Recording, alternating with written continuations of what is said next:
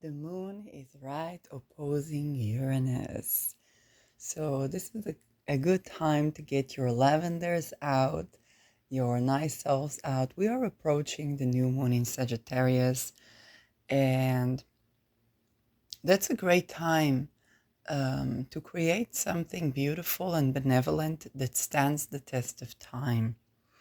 And I want to share with you a little nervous system download that I got with the moon opposing Uranus in 24 degrees Scorpio. And this is right now, well, it is a Mars night, but it is Venus hour. So, time to call on the flowers, time to call on Beta Persei. And with Pluto in Aquarius, I love to call on a little bit of Dana Balgadi as well. And so, one of the things I got is like the good news. What are the good news? Because we have been hearing so much and we're seeing so much.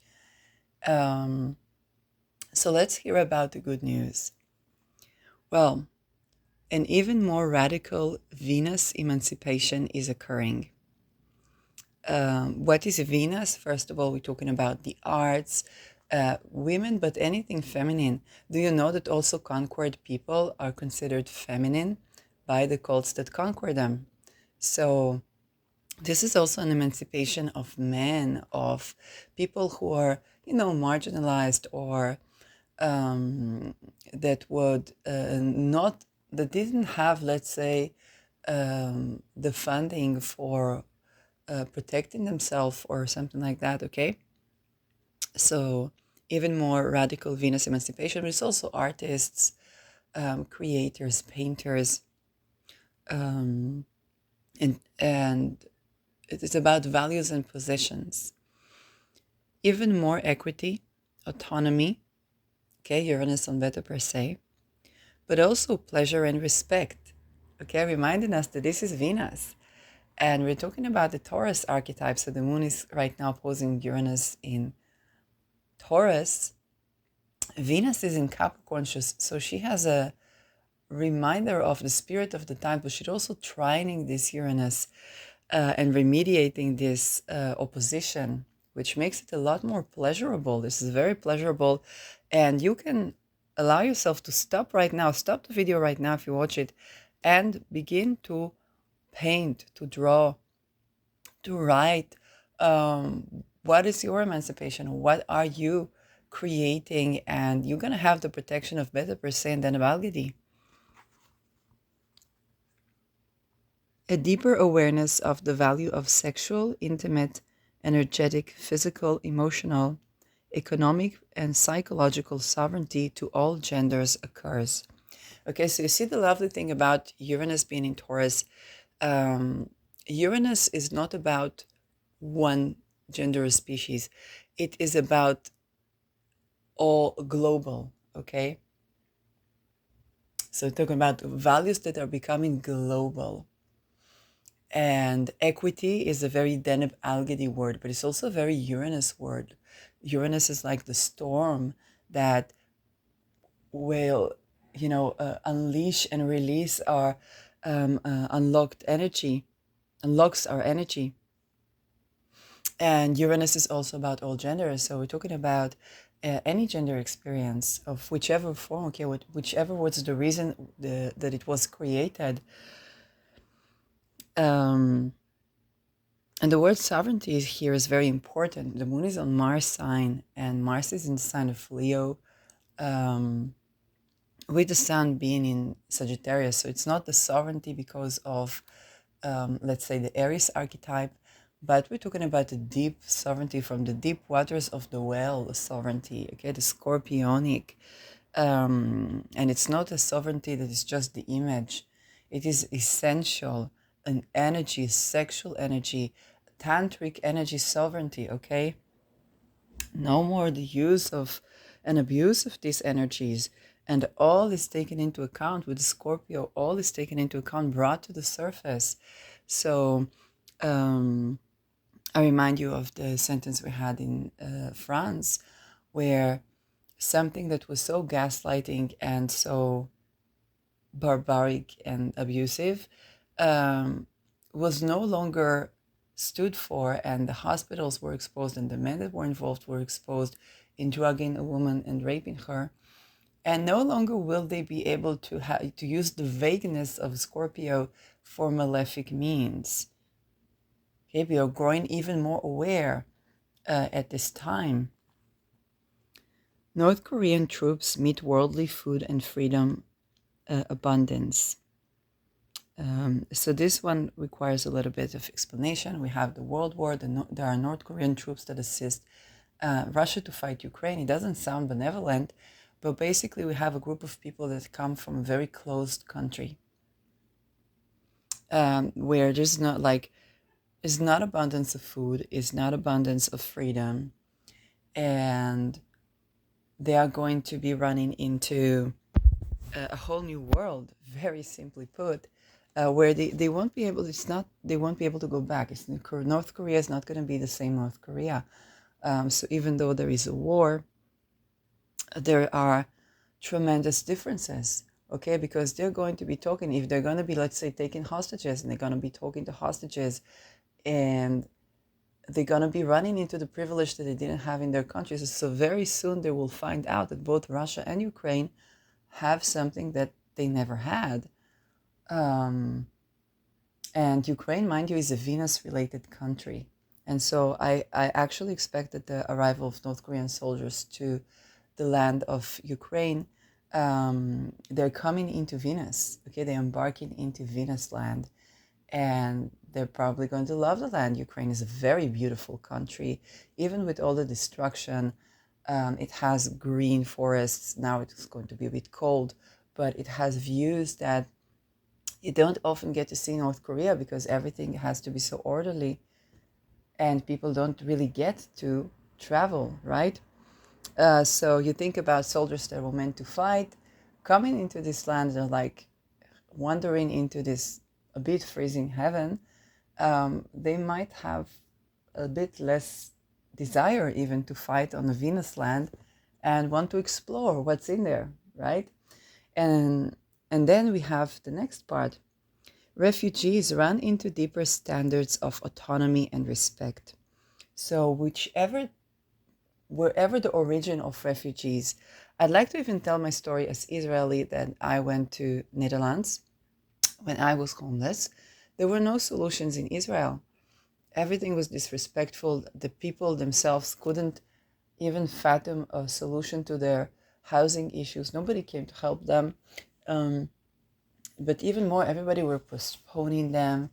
And then I came to Netherlands, and I was with Israeli passport, but there were different standards of how I was treated.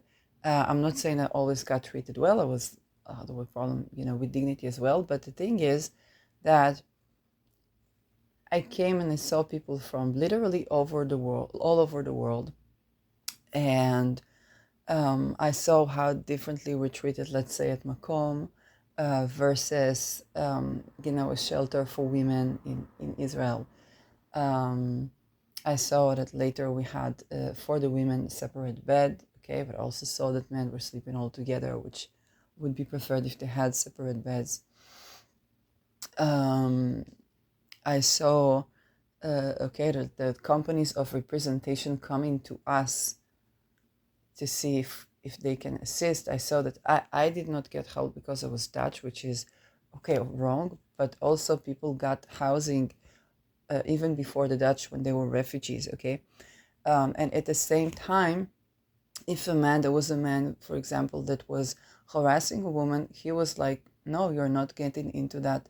You're not going to go inside, okay? If you're doing that, if you're behaving in that way, which you might say is harsh, and I think like they would need a place to be, okay, not completely thrown outside, but definitely not in a space where they are harassing. And so all over the world, refugees, even if you come from a country like Israel that was considered a developed country, you run into new standards of respect, okay?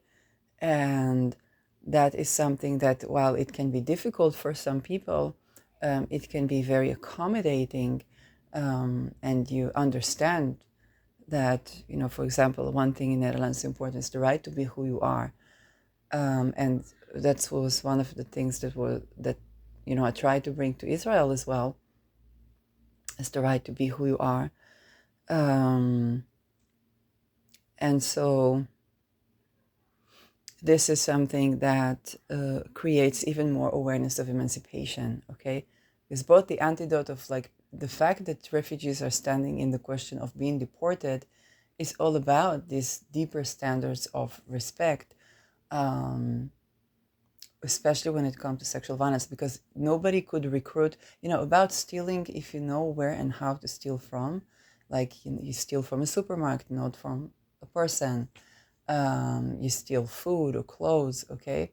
And that's, by the way, accommodated in Netherlands. I didn't even have to hide the fact that I was stealing at the time food too much, because there was like when there were no food vouchers, okay, in the end, then that was like, it's expected that that's what you'll do. And even when I was riding Black the train, like everyone in the beginning didn't want to do it, but everybody does that, and it's expected that you'll do that because it's obvious that if you're homeless, you can't do that. So there's a lot more accommodation. And so when it comes to, sexual boundaries or, general disrespect to women or stuff like that, or bullying around, that's not tolerated, it's not expected. And then it puts people to the question of like entire deportation of all the refugees, where they have to, okay, catch up with the spirit of the times. And I recall a conversation I had with a person who was in jail. He said, I am in jail because you cannot beat the wife here. And he sounded helpless, but also these people later, it can be given, workshops of communication, of how he has to communicate your boundaries and to learn something new, which is challenging, but anyway, not to abuse. Okay, so deeper standards of respect are now becoming widespread.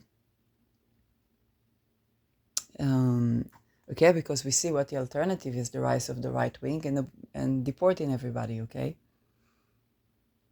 Leaders who grew believing nobody will save them as children encounter people who believe all the facets of visible and invisible torture and abuse they have been through, holding them accountable for crimes they even think to commit, but also accommodate for the right to exit violence. So this is very important.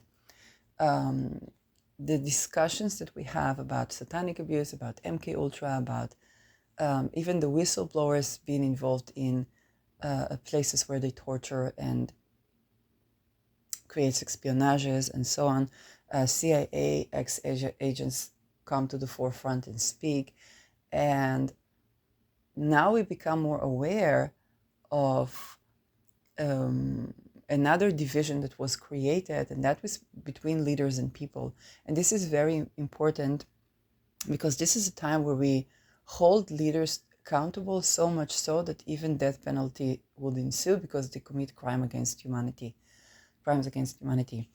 At the same time, people become more aware with testimonials like Lars of the origins of that abuse. It's not because they are clone people, it's because of the upbringing and satanic ritual abuse that they've been through, and then they had to put other people through. And so there's a widespread phenomena where more and more people understand they need to hold leaders accountable, okay, do not let them commit war crimes, and at the same time provide for the right to exit violence, okay, provide for the right to exit cults. So it's not going to be all guillotine and, stuff like that.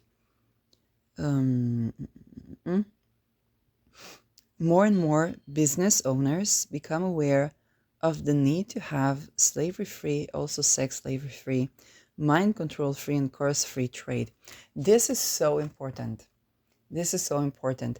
It is actually the widespread phenomena of MK Ultra in all businesses that brings in the counter reaction, where businesses that weren't touched by that before, begin to become more aware that, hey, that is, what is going on here. Hey, that if I take a look at, for me, example, when I was in academia. So obviously I was in jobs that were somewhat, there were all kinds of problems. Sometimes I had to fool people and I didn't want to. Sometimes there was sexual harassment. Sometimes there was not enough income, but also like weird psychological gaslighting, abuse, weird stuff trying to get me to be reliant on donations rather than making income myself. And eventually I was reliant on it. Like eventually I was receiving welfare, but then I went to study. And then even at studies when I worked, that became, an issue. And at first I thought that was like, hey, it was not exactly like the sexual harassment thingy. There was like mind control thingy. There was like cold thingy. What is that? And I took the time to myself to heal and to self-reflect, right? Um, and and then I began to express myself and learn about holistic medicine, about this, about that. I could conjoin all the knowledge that came to me and to help other people's in that way. And I became aware of the need to decentralize, because the academic structure is very pyramidal. It's the church structure. Still, even after French Revolution, academic structure is church structure. And all kind of things that I was exposed to. And then I was like, wait, they were trying to recruit me to human trafficking. And only this year I discovered that was actually would be sexpionage and would be MK Ultra, so torture. And that's why they want to create a trauma bond. But also the people that do that, they also like to be a programmer, you have to be programmed, okay? And so now it comes to, in the past I couldn't speak, like nobody understood what I'm talking about, and now it is becoming prevalent in more and more businesses and endeavors. It's like the more they try to do that, the more people become aware that that's a thing, and the less gullible we are about, let's say, sex work. Okay, I was never like desiring to be a sex worker, but I was very gullible about that because I'm half Dutch, and for us, the red light district is something that is a part of the cultural facets of the city, and we accept and respect, sexuality. And it's like, okay, if somebody does sex work, whether it's because they need to or whatnot, and to treat with respect. But now I discovered that this is actually sexpionage. So it's sex trafficking, sex work, and sexpionage, which is intended to perpetuate global war, because it's not intelligence. For intelligence, you would need to be connected to your sexual energy in a healthy way, not inverted way, not tortured, not dissociated. And now when that is coming to more and more businesses, where it's the makeup industry, a lot of Venusian businesses, so agriculture, the makeup industry. You think about, let's say in Israel and in Palestine, okay? You think about the people that grow food, that now everybody buys from them because all the rest were burned and evacuated, okay? Like Mizra or something like that. I'm not sure if that Itamar has like growing food, and now they can make money from food more because they deprived other people from food, and they want people to be sex slave in order to have food, which is very important, because if his wife does want a divorce, he's the one who decides which children to kidnap. So you see, more people deal with those problems, okay? Whether it's divorce, whether it's business owning, whether it's income, whereas the fact that they try to make, it's not just the woman, but anything that is considered the feminine, including, let's say, you're a businessman and they evacuate for your city and hurt your business, you consider the feminine. They treat you with ritual abuse of making you like feminine and humiliate you. Not that feminine is humiliating, but that's what they do. And so it's becoming, I'll read it again, more and more business owners, and again, business owner is also what you call an employee. You are a business, okay? If you make money move, if money moves through you, you are a business. And it's about the sovereignty. It's about the first thing that I said. And even more radical Venus emancipation is occurring. Even more equity, autonomy, but also pleasure and respect. A deeper awareness of the value of sexual, intimate, energetic, physical, emotional, economic, and psychological sovereignty to all genders occur. Okay, that's the economic part as well. Okay, you are a business owner, never employee, never. Okay, you are a business. If they require from you responsibilities on your money, then you are a business owner. So more and more business owners become aware of the need to have slavery-free, but also sex slavery-free, mind control-free, and curse-free trade. Okay? Now, this is something wonderful because in previous years, we became more aware about financial freedom, manifestation techniques, and so on and so forth. And that's the first kind of, you could say, spiritual awakening, or simply holistic view of wealth, which was even before Uranus entered Taurus. Okay, if you think about finances and sovereignty and financial freedom,